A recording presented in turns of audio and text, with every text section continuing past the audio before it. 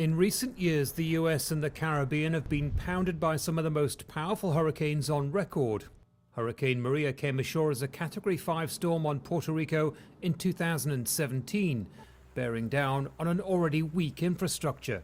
That same year, Hurricane Harvey deluged the low-lying city of Houston, causing over $100 billion of damage. Florida, too, has bore the brunt of several powerful storms that left communities in ruins. Now the National Hurricane Center is predicting a more active than normal hurricane season in the midst of the coronavirus pandemic.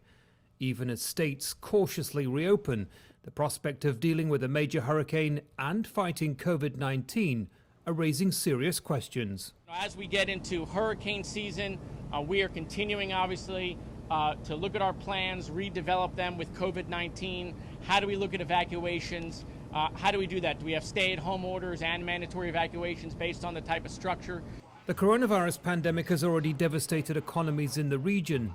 Millions are now out of work. Many are facing financial hardships, and restrictions like social distancing and wearing masks will remain for the foreseeable future. Every Atlantic hurricane season brings life-threatening conditions, but authorities have never faced a situation like this before. If people are evacuated to shelters, that could spread the virus. Personal protective equipment remains a challenge, and those who've lost their income will have a hard time recovering from a powerful storm. Heavy rains and flooding have already hit South Florida, perhaps a sign of things to come. The authorities are making tentative plans to expand shelters, giving evacuees more room to social distance. But so far there's no real concrete guidance or plans. Experts say these issues need to be addressed, and quickly.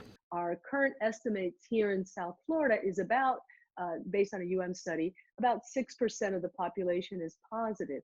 And if that is the case, and we have no idea if that's going to expand between now and the time that we may or may not face a hurricane, we absolutely have to be very, very careful about mixing those individuals. So we're looking at a variety of solutions. If the predictions are right, the Atlantic hurricane season could see as many as 6 major storms this year.